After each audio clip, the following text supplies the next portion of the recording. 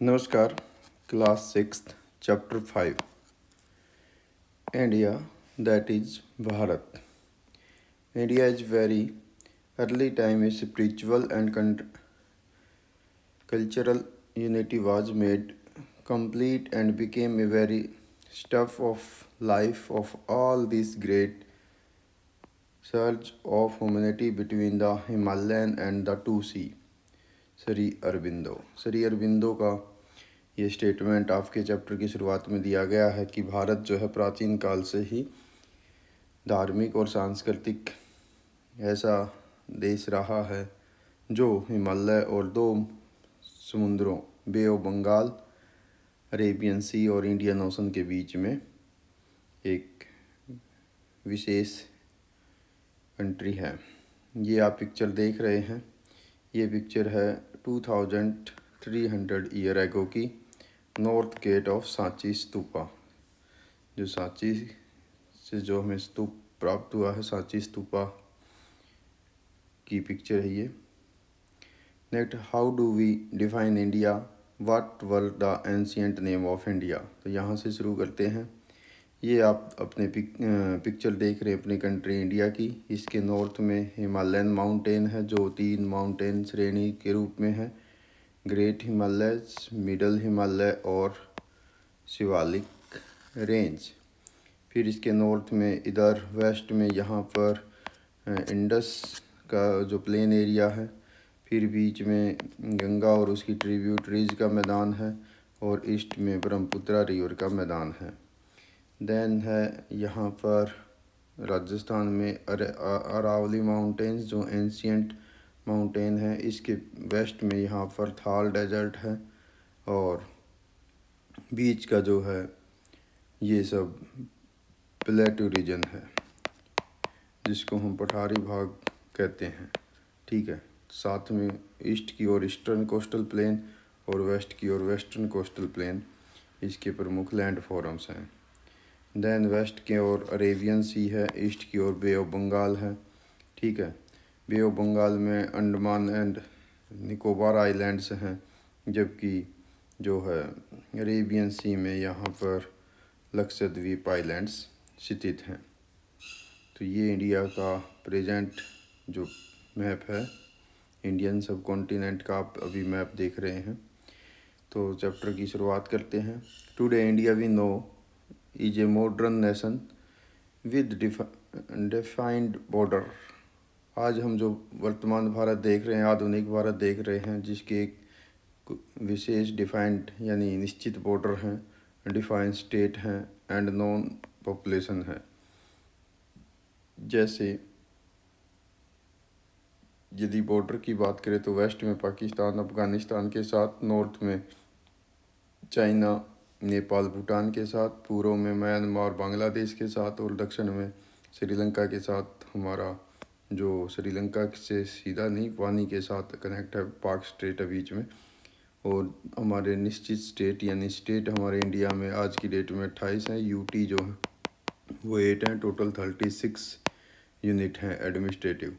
Well known population 2011 के अनुसार भारत में 1 करोड़ पॉपुलेशन है, 121 करोड़ पॉपुलेशन है। It was very different 500 year ago, 500 साल पहले ये अलग था, 200 ईयर एगो और इवन 5000 ईयर एगो, यानी 500 साल पहले भारत अलग था, 2000 साल पहले और अलग था और 5000 साल पहले और इसका जो पिक्चर थी, सिनेरियो था, वो आज से अलग था। This region of the world which we often called India subcontinent. ये जो हमारा भारत है इसको हम प्राचीन काल से ही भारतीय उपमहाद्वीप के नाम से जानते हैं। Has had many different names shifting boundaries, और इसके अलग अलग नाम रहे हैं और इसकी जो सीमाएं हैं वो शिफ्ट होती रही हैं। We can learn about India's past evolution from the many different sources. तो इस चैप्टर में हम भारत के इतिहास के बारे में पढ़ेंगे जिसके विभिन्न स्रोत रहेंगे।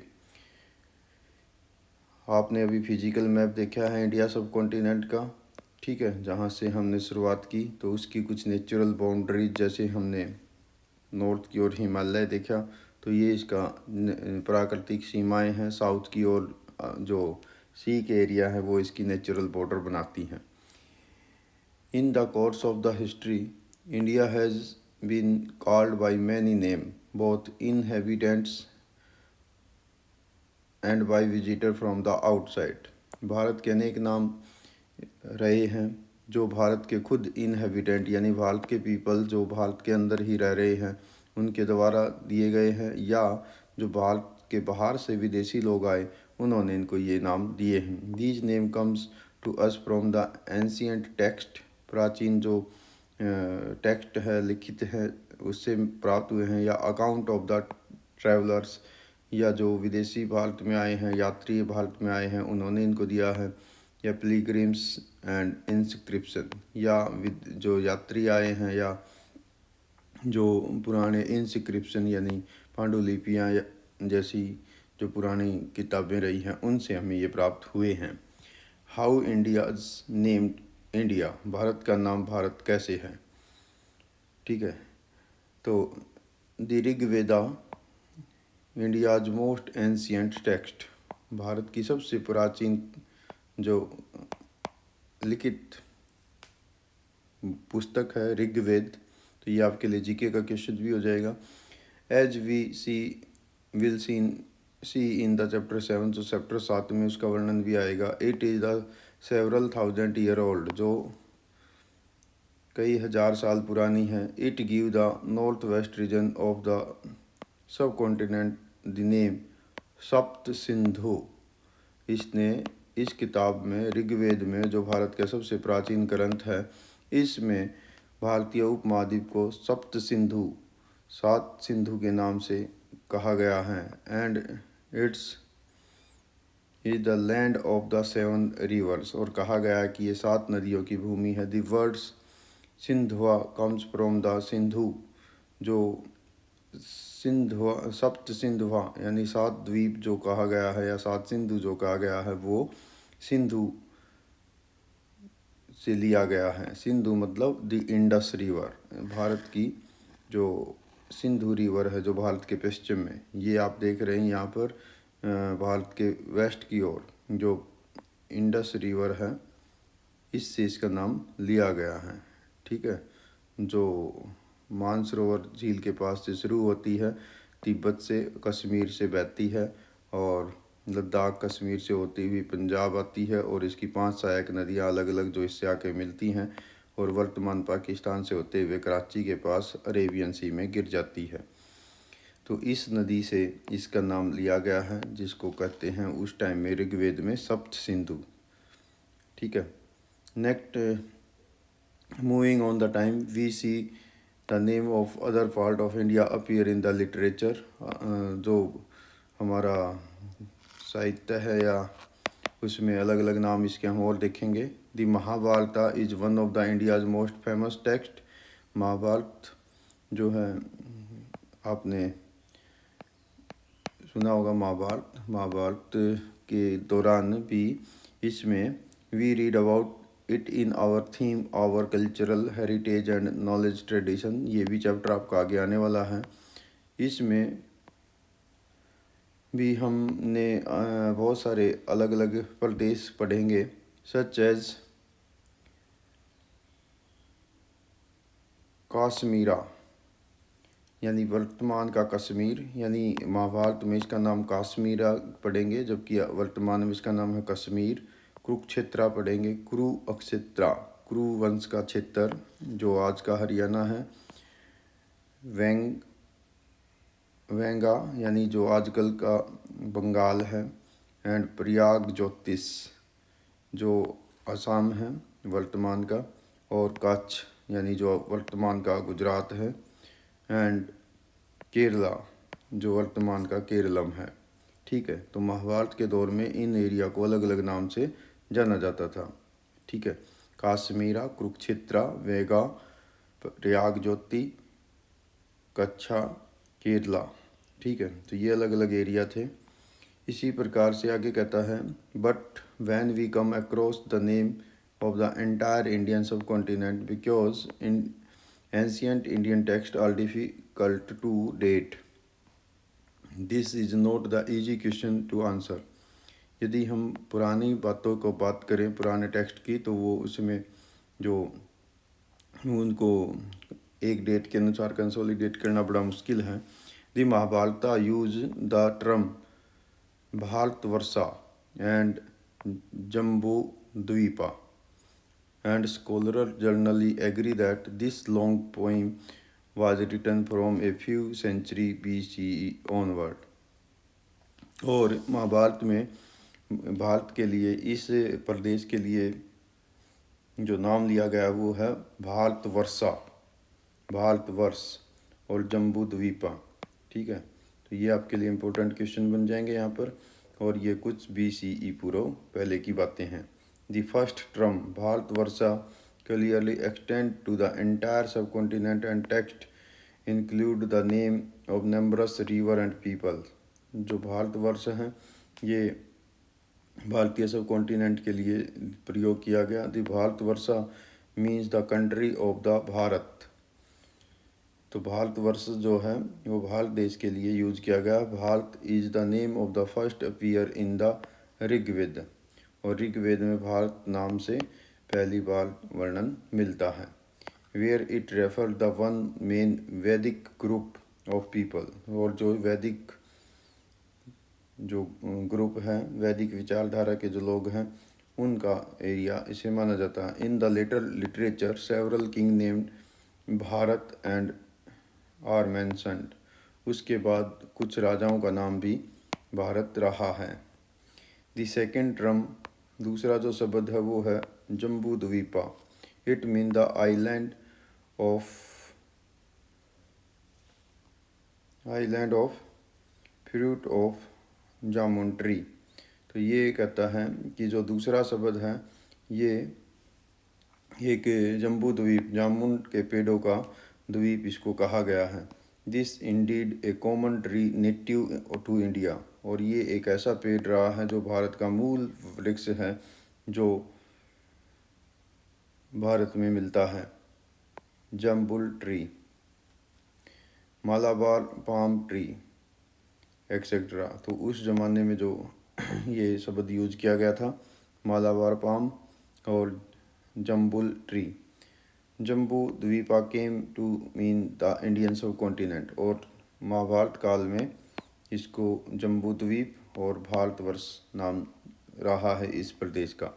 इन fact we get a good clue from the Indian emperor, Bharat के राजा अशोक, नेम अशोका, अशोक जो महान राजा रहे हैं भारत के, उनसे भी हमें इस प्रकार का संकेत मिलता है। We will meet him later from now we can take his date to about 250 BCE, जो राजा रहे हैं 250 before the common era. As we see let us many inscriptions, और इसके बारे में बहुत सारी पांडुलिपियाँ भी हमें मिलती हैं। In one of them is he used the same, और ऐसी ही जो पुरानी जो किताबें उसमें ऐसा रहा है। ये आप मैप देख रहे हैं जिसमें जो अलग अलग एरिया, जैसे वेंगा ये एरिया जो अभी आपने पढ़ा, प्रयाग ज्योति हो गया, ठीक है। इसी प्रकार से काश मेरा इधर है, ठीक है। तो सौराष्ट्र, ठीक है, ये सब केरला, ठीक। तो ये सब आप इसके बारे में यहाँ से देख सकते हैं। ये भारत का प्राचीन जो मैप है उसके बारे में दिखाया गया है। मैप में महाभारत काल के एरिया दिखाए गए हैं, ठीक है, जो इंडियन सब कॉन्टिनेंट में अलग अलग नाम से उस टाइम में जाने जाते थे। The Jambu Dwipa is describe the whole India which at the time included the Bangladesh, Pakistan as well as the part of Afghanistan. यानी उस टाइम में भारत में ये सारा एरिया शामिल था। ये सब इधर ये जो एरिया है आप देख रहे हैं यहाँ पर, ये एरिया वर्तमान में पाकिस्तान है। ये एरिया आप देख रहे हैं ये वर्तमान में यहाँ पर ईस्ट की ओर बांग्लादेश है, और यहाँ पर ये जो एरिया आप देख रहे हैं वेस्ट की ओर, ये और पाकिस्तान के वेस्ट में ये अफगानिस्तान है। लेकिन महाभारत काल में ये सारा भारत वर्ष होता था। A few centuries later, Bharat became the name generally used the Indian subcontinent. कुछ शताब्दियों के बाद भारत जो है भारतीय उपमहाद्वीप के लिए सबसे ज़्यादा यूज किया जाने वाला शब्द हो गया। For instant in an ancient text Vishnu Purana के अंदर भी इस प्रकार का वर्णन मिलता है। ये संस्कृत में श्लोक लिखा गया है यहाँ पर, ठीक है। तो ये कहता है the country that lies north of the ocean and south of the snowy mountain is called Bharat. Bharat जो है वो देश है जो बर्फीले पर्वतों के दक्षिण में और महासागर के उत्तर में स्थित है, यानी हिंद महासागर के उत्तर में। इसका मीनिंग क्या है कि हम हिमालय से लेकर इंडियन ओशन के बीच में जो है भारतवर्ष है। This name Bharat remain in use every day, और ये डेली यूज में रहा है। In north India it generally written Bharat and in south Bharatam, और उत्तर भारत में भारत कहा जाता रहा है और दक्षिण भारत में भारतम कहा जाता रहा है। It is interesting to note that the different part of the country adopt a similar definition of India. From the instant a poem of the ancient Tamil literature from 2000 year ago praised a king whose name is known from Cape Kumari in the south, from the great mountain in north, and lies in the ocean on the east and west. प्राचीन काल में तमिल भाषा की एक 2000 साल पुरानी कविता है जो बताती है भारत के दक्षिण में केप जहां आज कन्याकुमारी है उसको पहले केप कमोरिन कहते थे। केप एक प्रकार की जोग्राफिकल टर्म होती है जिसका मीनिंग होता है the last part of the land. तो ज़मीन के आखिरी हिस्से को जो समुंदर की ओर जाता है तो उस टिप को कहते हैं केप। तो केप कुमारी, केप कमोरिन, आजकल इसका नाम है कन्याकुमारी, और इससे लेके नॉर्थ में हिमालय, ठीक है, वहाँ तक, और इसके वेस्ट में अरेबियन सी, ईस्ट में बे ऑफ बंगाल, और साउथ में इंडियन ओशन, वहाँ तक ये एरिया होता था।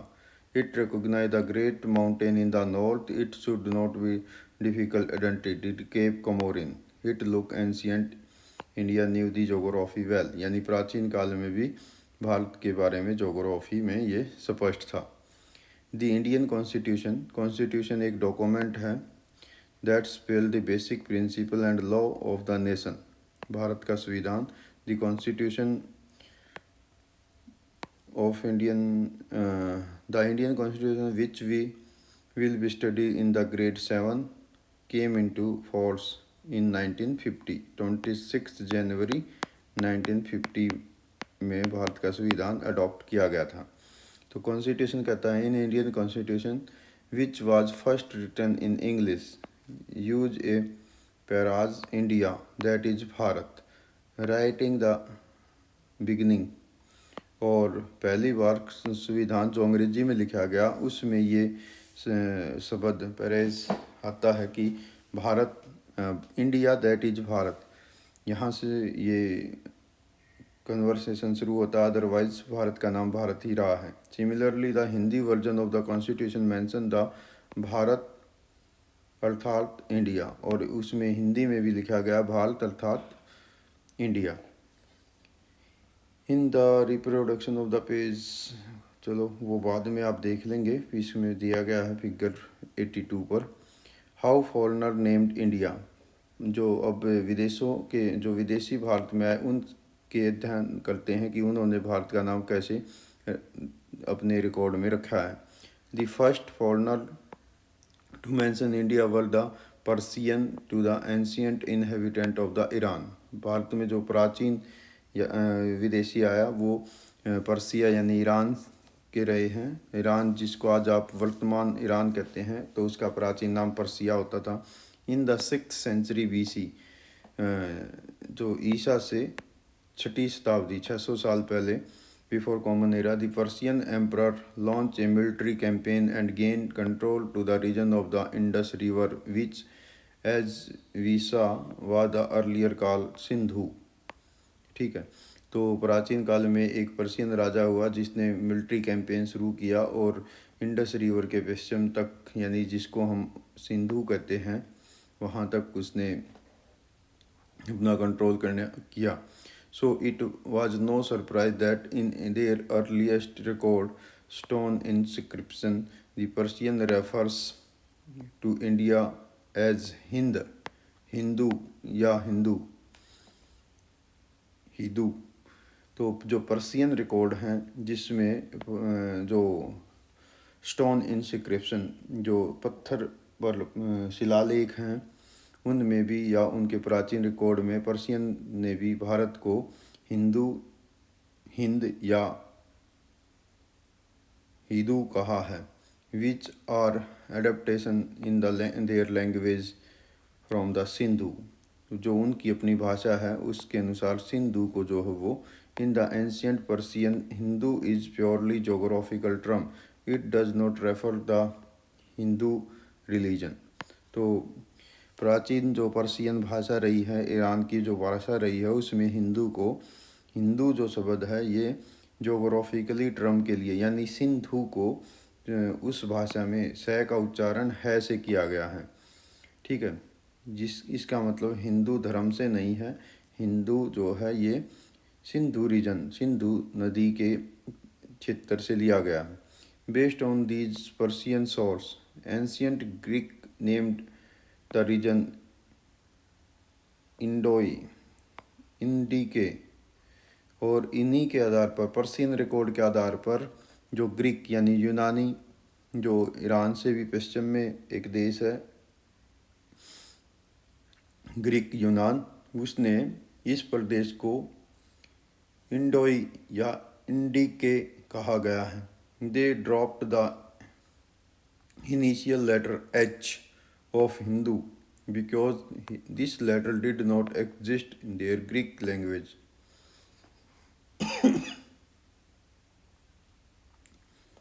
सॉरी, उन्होंने एच शब्द क्यों नहीं यूज किया, क्योंकि उनकी भाषा में एच शब्द है ही नहीं।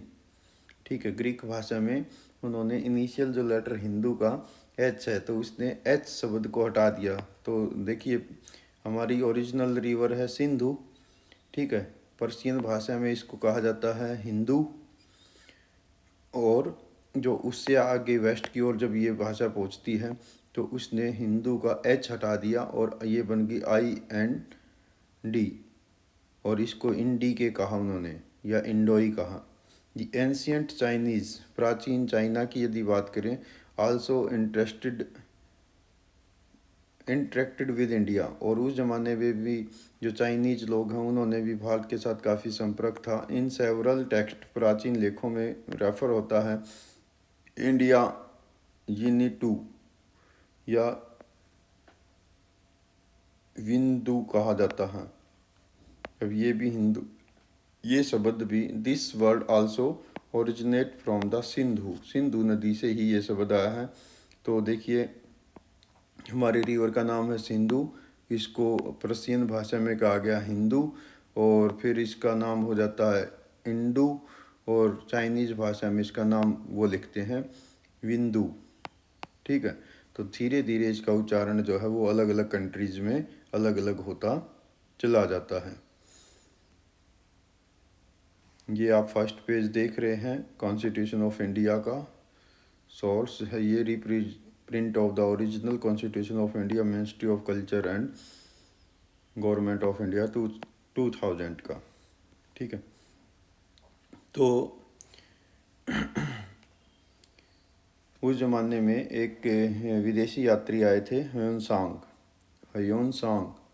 ठीक है, तो उन्होंने चाइना से इंडिया की यात्रा की थी 7th सेंचुरी में। ठीक है, उसका ओरिजिनल नाम तो ह्यून-सांग है, जिसको हम ह्यून-सांग कहते हैं। वो 7वीं शताब्दी में भारत आते हैं। He visit many part of India, वो भारत के बहुत सारे एरिया में वो यात्रा करते हैं। ये आप पिक्चर देख रहे हैं उनकी, ह्यून-सांग की, चाइनीज़ यात्री हैं ये। And meet to the scholar, Bharat के बहुत सारे विद्वानों से वे मिलते हैं। कलेक्ट बुद्धिस्ट टेक्स्ट, और उन्होंने जो बुद्ध धर्म से संबंधित लेख है उनको एकत्रित किया। एंड रिटर्न टू चाइना, और वे चाइना वापस चले जाते हैं आफ्टर 17 ईयर, 17 साल वो भारत में रहते हैं। There he translate the manuscript, और उन्होंने जो भारत की जो पांडुलिपियाँ हैं उनको ट्रांसलेट किया। He took back with him from Sanskrit into Chinese, जिसको उन्होंने संस्कृत से चाइनीज भाषा में बदला। Several other Chinese scholar visit India over the centuries, और उसके बाद भी बहुत सारे जो चाइनीज व्यक्ति हैं जो भारत की ओर आते रहे, भारत में यात्रा उन्होंने की। Another Chinese word was derived from the Sindhu, और ये सिंधु से ही लिया गया एक शब्द और है, इसका नाम है TIANZHU, but this word could also be understood as heavenly master. तो इस शब्द का भी यूज जो है वो हेवनली मास्टर यानी इसके लिए use. This reflect the respect of the ancient Chinese had the India as land of Buddha, और उनके जो चाइनीज यहाँ पर यात्रा पे आए और बौद्ध धर्म के प्रभाव का उन्होंने वर्णन किया, और उन्होंने इस एरिया को लैंड ऑफ बुद्धा कहा। You are probably quite familiar with a more recent Hindustan, तो आपने एक टर्म और यूज की है Hindustan, but you may not know that it was first use in the Persian inscription some about 1800 year ago, और इस शब्द का पहली बार प्रयोग जो है वो पर्सियन रिकॉर्ड्स के अंदर मिलता है 1800 वर्षों के आसपास। Later on this became the term used by the most invaders of India to describe the Indian subcontinent, बाद में ये भारत आने वाले ज़्यादातर लोगों का एक प्रमुख शब्द बन गया जो भारत का वर्णन करता है। बाद में आप जब चैप्टर कंप्लीट कर लेंगे तो यहाँ पर आप इसका पूरा कर पाएंगे कि किसने भारत पर्शियन ने क्या नाम दिया, ग्रीक में क्या हुआ, चाइनीज ने क्या नाम दिया, अरेबिक और पर्शियन ने क्या क्या नाम दिया, ठीक है, भारत को। तो जैसे पर्शियन में अभी आपने देखा था ना यहाँ पर, तो ये आप देख सकते हैं इंडी के विंदु, ठीक है। तो ये आप बाद में अपनी नोटबुक में या बुक में आपका दिया गया है ये ब्लैंक पेज, तो वहाँ पर इसको आप भर लेंगे। अभी हम चैप्टर को फिनिश करें उससे पहले एक बार रीकैप कर लेते हैं कि इंडिया का एंशियंट नाम अलग अलग नाम से जाना जाता रहा है। प्राचीन इनहेबिटेंट एरिया को जम्बूद्वीपा या भारत कहा गया है। Became later widespread time the name India is the most Indian language, और भारत के अंदर ये भारत नाम रहा है भारत के लिटरेचर में। फॉरनर जो भारत में विजिट करते रहे हैं उन्होंने सिंधु या इंडस रिवर उसको हिंदू, इंडोई या इंडिया, यहाँ से ही ये नाम लिया गया है। तो ये था आपका चैप्टर जो आपको बताता है, ठीक है। तो बाद में हम इन सब क्वेश्चंस का भी जो है अध्ययन करेंगे। इसके लिए मैं आपको अलग से क्वेश्चन आंसर के ऊपर एक इसके चैप्टर के बीच में आए हुए क्वेश्चनों को भी कवर करेंगे, और जिसमें ये सारे क्वेश्चन भी कवर कर लिए जाएंगे, उनके ऊपर एक अलग से वीडियो लेक्चर आपको दूंगा, तो उनसे आप बाद में कवर करेंगे। तब तक आप इस चैप्टर को रिवाइज करें, दोबारा एक बार पढ़ें। कोई दिक्कत आती है तो क्लास में पूछें या कमेंट्स के माध्यम से मुझ तक भेजें। Thank you, have a nice day.